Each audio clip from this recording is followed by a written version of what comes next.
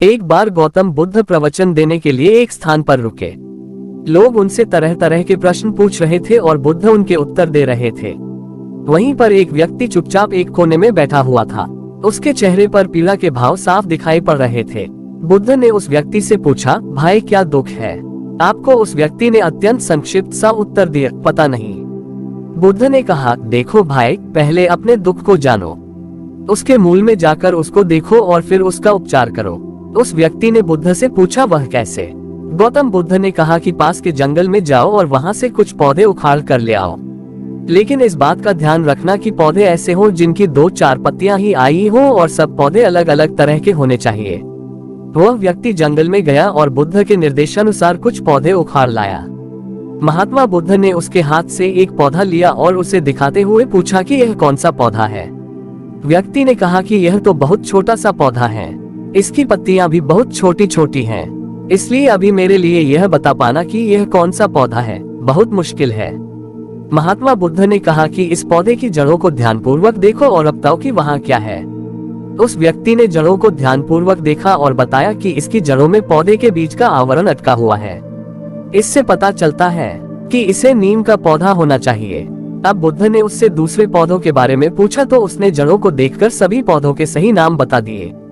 बुद्ध ने उसे समझाते हुए कहा कि जिस प्रकार हर पौधे का एक बीज होता है, उसी प्रकार से हर दुख का भी एक बीज होता है।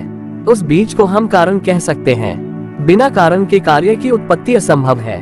बिना बीज के न तो कोई पौधा उगता है और न बिना कारण के दुख की उत्पत्ति ही होती है। दुख के बीज या कारण को पहचान कर ही हम उसे दूर करने का उपाय कर सकते हैं। आधुनिक चिकित्सा पद्धति में भी किसी व्याधि की चिकित्सा करने के लिए रोग का समुचित निदान अनिवार्य है। रोग का सही कारण और व्याधि का सही स्वरूप जाने बिना उपचार करना हवा में तीर चलाने के समान ही है। पीड़ा चाहे शारीरिक हो अथवा मानसिक, उसके मूल को खोजना अनिवार्य है। अब कारण खोजने के पश्चात दुख का उपचार क्या है? महात्मा बुद्ध ने 4 आर्य सत्य उद्घाटित किए। उन्होंने कहा कि दुख जीवन का एक अनिवार्य सत्य है। ये हर व्यक्ति के जीवन में किसी न किसी रूप में आता है। इसके बाद उन्होंने कहा कि दुख है तो उसका कारण भी अवश्य है। बिना कारण के कोई दुख हो ही नहीं सकता। फिर कहा कि दुख का उपचार भी है। अब दुख का उपचार क्या है? बुद्ध ने कहा कि सम्यक मार्ग ही वास्तविक उपचार है। यही बुद्ध का दर्शन है। बुद्ध का अष्टांगिक मार्ग ही उनका दर्शन व हर व्याधि का उपचार है। दुखों से मुक्ति के लिए इसका पालन अनिवार्य है। अब ये सम्यक मार्ग क्या है?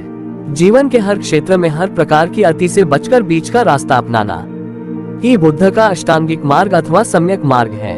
दोस्तों, ये कहानी आपको कैसी लगी मुझे कमेंट बॉक्स में जरूर बताना।